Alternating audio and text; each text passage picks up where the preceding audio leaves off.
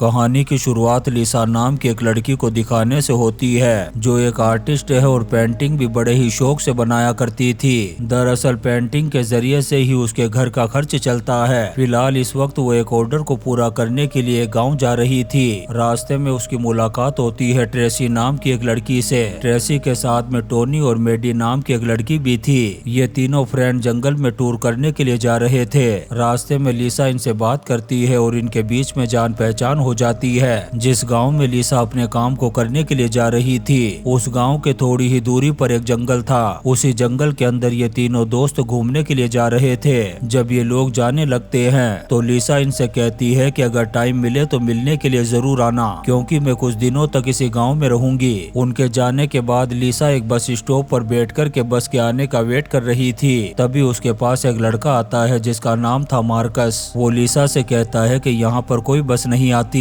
इसलिए जहाँ पर तुम जाना चाहती हो अगर तुम चाहो तो मैं तुम्हें वहाँ पर छोड़ देता हूँ। इसके बाद मार्कस लिसा को लेकर के उस जगह पर पहुँचता है जहाँ पर वो जाना चाहती थी। वहाँ पर एक पब भी था। मार्कस लिसा से कहता है कि मैं इस पब का मालिक हूँ, जब भी तुम्हारा ड्रिंक पीने का मन करे तो यहाँ पर आ जाना। इसके बाद लिसा एक घर में जाती है जहाँ पर उसकी मुलाकात रिचल नाम की एक औरत से होती है। रिचल उसे लेकर के जाती है घर के अंदर और एक पेंटिंग दिखाती है जो पूरी तरह से जली हुई थी। वो लिसा से कहती है कि ये पूरी तरह से खराब हो चुकी है, अब तुम्हारे पास सिर्फ 2 हफ्ते का टाइम है इसे ठीक करने के लिए। रिचल लिसा से कहती है कि मुझे लगा तुम्हारे डैड आएंगे इस पेंटिंग को ठीक करने के लिए। तब लिसा कहती है कि उन्होंने मुझे भेजा है और मैं इस काम को बहुत ही अच्छे तरीके से कर सकती हूँ। अब लिसा बगैर टाइम को वेस्ट किए अपने काम पर लग जाती है। जब लिसा पेंटिंग को ठीक कर रही थी तभी उसे गाना सुनाई देता है जो घर की छत पर एक लड़की गा रही थी। दरअसल उस लड़की का नाम एमा है और वो रिचल की बेटी थी। जब लिसा उसके करीब जाती है तो वो अचानक से लिसा को देख कर के भाग जाती है। वहीं दूसरी तरफ हम उन 3 दोस्तों को देखते हैं जो जंगल में घूमने के लिए गए थे। तभी अचानक से टोनी को एक आवाज सुनाई देती है और वो पीछा करना शुरू कर देता है उसका।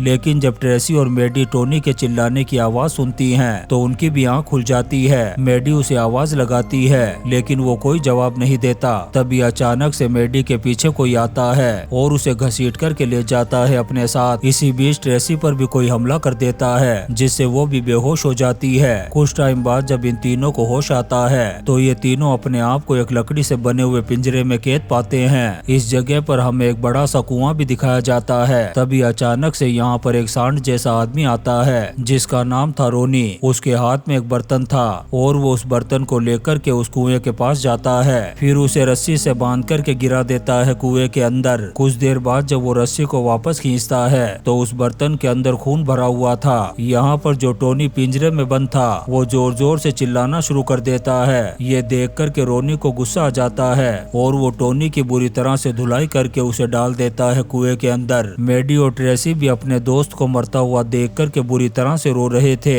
वहीं दूसरी तरफ हम लिसा को देखते हैं जो पेंटिंग को अच्छे तरीके से साफ कर रही थी। पेंटिंग के अंदर उसे एक बहुत ही भयानक और अजीब सा शैतान दिखाई देता है। जब वो उसके चेहरे को साफ करने लगती है तभी अचानक से उसका हाथ कट जाता है जिससे उसके खून के कुछ छींटे पेंटिंग पर जाकर के गिर जाते हैं। लिसा का हाथ जख्मी हो गया था लेकिन फिर भी वो नहीं रुकती और अपने दूसरे हाथ से पेंटिंग को ठीक करने लगती है। तभी अचानक से लाइट ऑफ हो जाती है और कमरे के अंदर आता है एक अनजान आदमी। लेकिन जब लिसा उस आदमी के चेहरे को देखती है तो हैरान रह जाती है। दरअसल यह आदमी कोई और नहीं बल्कि उसके पिता थे। वो लिसा से कहते हैं कि मैंने तुम पर भरोसा करके बहुत बड़ी गलती कर दी। इतना कहने के बाद वो एक चाकू निकालते हैं और अपने गले पर वार कर देते हैं। लेकिन बाद में लिसा को पता चलता है कि ये तो सिर्फ उसका एक वहम था, हकीकत में ऐसा कुछ नहीं हुआ था। अब वो काफी थकी होने की वजह से चली जाती है आराम करने के लिए। जब वो सो रही थी तभी उसके कमरे में एक औरत आती है जो नेकेड हालत में थी। वो लिसा के बगल में सो जाती है और उसके पूरे बदन को टच करने लगती है। लेकिन जब उसका हाथ गले तक पहुंचता है तो वो लिसा के गले को दबाने लगती है। तभी अचानक से आंख खुल जाती है लिसा की। यहाँ पर हमें पता चलता है कि वो दिन में ही बैठे बैठे सपना देख रही थी। लेकिन जब वो उठती है तो उसे पेंटिंग में वैसा इंसान दिखाई देता है जैसा उसने सपने में देखा था। इस चीज को देख कर के लिसा बुरी तरह से घबरा जाती है और सोचने लगती है कि आखिर ये कैसे हो सकता है। तभी रूम के अंदर एमा आती है और लिसा से कहती है कि तुम इस पेंटिंग को ठीक मत करना, क्योंकि अगर तुमने इसे पूरी तरह से ठीक कर दिया तो इसके अंदर जो शैतान है वो आजाद हो जाएगा और फिर उस शैतान को वश में करना मुश्किल हो जाएगा। लेकिन लिसा को लगता है कि ये एमा का सिर्फ एक इमेजिनेशन है, इसलिए वो उसकी बातों पर ज्यादा ध्यान नहीं देती। अब वो अपने मूड को फ्रेश करने के लिए पहुंच जाती है मार्कस के पब में। यहाँ पर वो मार्कस के साथ ड्रिंक करती है और उसे बताती है कि जब से वो यहाँ पर आई है उसके साथ अजीब अजीब सी हरकतें हो रही है, उसे ऐसी चीजें दिखाई देती है जो हकीकत में नहीं होती। तब मार्कस कहता है कि थकावट की वजह से तुम्हारे साथ ऐसा हो रहा है, इसलिए तुम्हें आराम करना चाहिए। वहीं दूसरी तरफ वो मुसांड जैसे आदमी रोनी को देखते हैं जो उस बर्तन को लेकर के फिर से कुएं के पास जाता है और रस्सी में बांध करके गिरा देता है नीचे।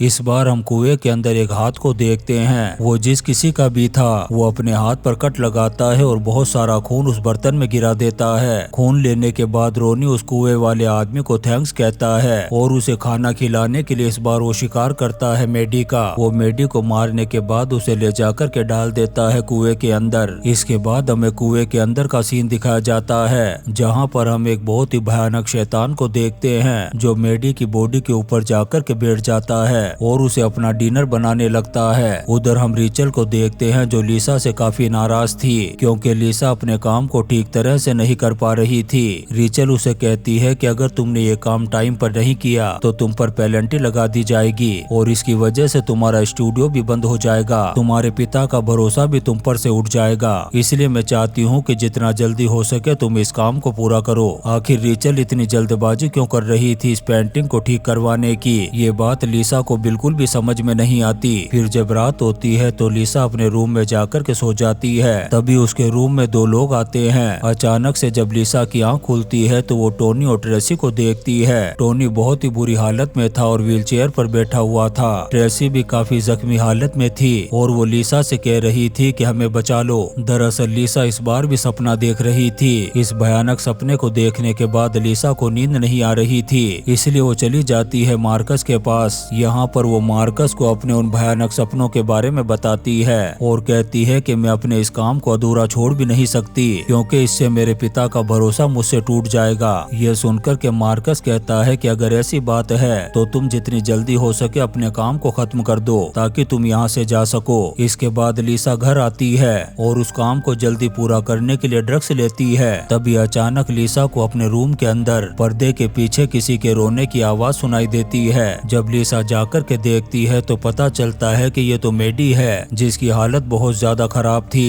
दरअसल मेडी को उस सांड जैसे आदमी ने कुएं में फेंक दिया था, लेकिन मरने के बाद भी वो लिसा को दिखाई दे रही थी। तभी कमरे में रिचल आ जाती है। तब लिसा को पता चलता है कि ये तो सिर्फ उसका एक वहम था। यहाँ रिचल को पता चल जाता है कि लिसा ड्रग्स ले रही है, तब वो उस पर बहुत ज्यादा गुस्सा करती है। फिर जब लिसा रिचल को बताती है अपने उन भयानक सपनों के बारे में तो रिचल को उसकी बातों पर बिल्कुल भी यकीन नहीं होता। वो लिसा से कहती है कि तुम ड्रग्स का नशा कर रही हो इसलिए तुम्हारे साथ ये सब कुछ हो रहा है। उधर हम एक कैदी को देखते हैं जो लोहे को काट करके एक पेंच को खोल देता है। पेंच को खोलने के बाद जैसे ही वो अपना गला अंदर डालता है तभी वो शैतान पकड़ लेता है उसे और काम तमाम कर देता है उस आदमी का। उधर हम रिचल को देखते हैं जो आईने में अपने आप को देखती है, फिर एक ड्रिंक पीती है। दरअसल रिचल जिस चीज को पी रही थी वो शराब नहीं बल्कि ब्लड था और इसी आईने में हम उस पेंटिंग वाले शैतान को भी देखते हैं जिसने लिसा के गले को दबा करके उसे मारने की कोशिश की थी। अगले दिन हम लिसा को देखते हैं जिसका मूड बहुत ज्यादा फ्रेश था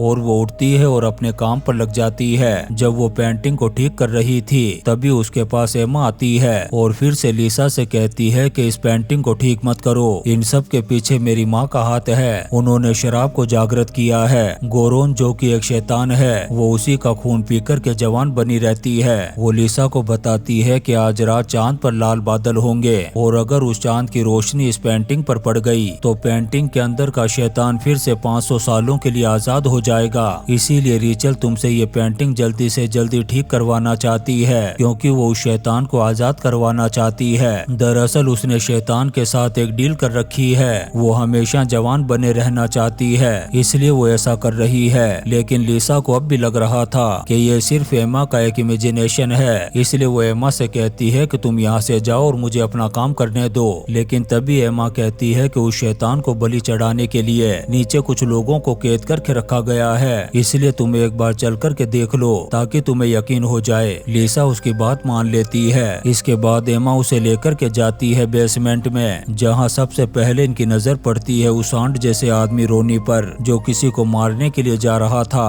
तभी अचानक से रिचल अपनी बेटी एमा को आवाज लगाती है। तब रिचल का ध्यान भटकाने के लिए एमा यहाँ से चली जाती है। अब यहाँ पर लिसा अकेली हो चुकी थी। वो अपने हाथों में एक हथियार लेती है और पीछा करना शुरू कर देती है रोनी का। रोनी बर्तन लेकर के उस कुएं के पास जाता है और उसे अंदर गिरा देता है। अब यहाँ पर सिर्फ ट्रेसी बची हुई थी। रोनी ट्रेसी के पास जाता है और उसे बुरी तरह से टॉर्चर करता है। फिर उसे लेकर के आता है कुएं में गिराने के लिए, लेकिन जैसे वो उसे गिराने वाला था तभी पीछे से लिसा आ जाती है और हमला कर देती है उस पर, जिस वजह से रोनी जख्मी होकर के गिर जाता है नीचे। अब लिसा जल्दी से ट्रेसी को कुएं से बाहर निकालती है और उसे लेकर के भागने लगती है यहाँ से। तभी अचानक से ट्रेसी के पैर में एक कील लग जाती है, जिससे उसे बहुत दर्द होता है। इधर रोनी को जब होश आता है तब उसे पता चलता है कि जिस पेचेस को बंद किया गया था किसी ने उसे खोल दिया है। पेचेस खुल जाने की वजह से जो शैतान कुएं के अंदर था अब वो बाहर आ चुका था। वो रोनी पर हमला करके उसका काम तमाम कर देता है और उसकी बॉडी को बना लेता है अपना डिनर। उधर लिसा ट्रेसी को लेकर के जैसे ही घर से बाहर निकलने वाली थी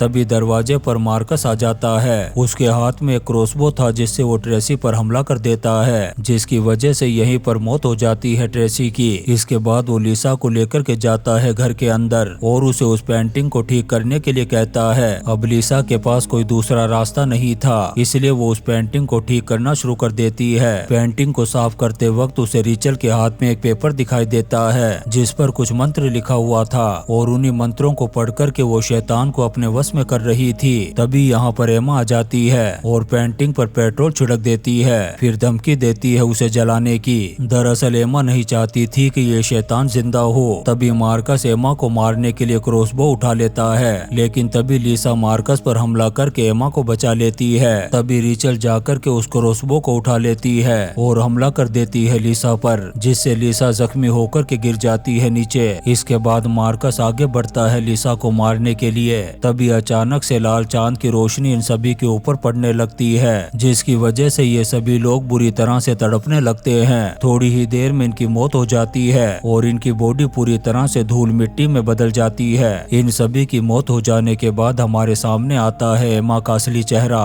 दरअसल वो एक बूढ़ी औरत थी जो अब तक एक लड़की की शक्ल में थी, क्योंकि अब उसे भी मुक्ति मिल चुकी थी। इसके बाद अब लिसा यहाँ से जाने लगती है। तभी वो उस कुएं वाले शैतान को देखती है जो उसी की तरफ आ रहा था। लिसा उस शैतान को देख कर के फौरन दरवाजे को बंद कर लेती है और उस पेंटिंग के पास जाकर के साफ करने लगती है उसे। फिर उन मंत्रों को पढ़ने लगती है जो उस कागज पर लिखे हुए थे। लिसा के मंत्र पढ़ते ही वो शैतान उसके वश में हो जाता है। इसके बाद हमें 3 साल बाद का सीन दिखाया जाता है, जहाँ पर हम लिसा को देखते हैं जो अब इस पूरी जगह की मालकिन बन चुकी थी और बेसमेंट में जिस जगह पर लोगों को कैद करके रखा जा रहा था वहाँ पर उसने अब उस शैतान को कैद करके रखा हुआ था और अब वो रोजाना उस शैतान की बॉडी से खून निकालती है और उसका एक्सपेरिमेंट करती रहती है। दरअसल वो इस एक्सपेरिमेंट के जरिए से कुछ हासिल करना चाहती है और इसी सीन के साथ ये शानदार मूवी द वेल खत्म हो जाती है। दोस्तों, हम आपके लिए ऐसी ही इंटरेस्टिंग मूवीज एक्सप्लेन करते रहेंगे, तो आप चैनल को सब्सक्राइब जरूर करें और लाइक और कमेंट्स भी करें। Thank you.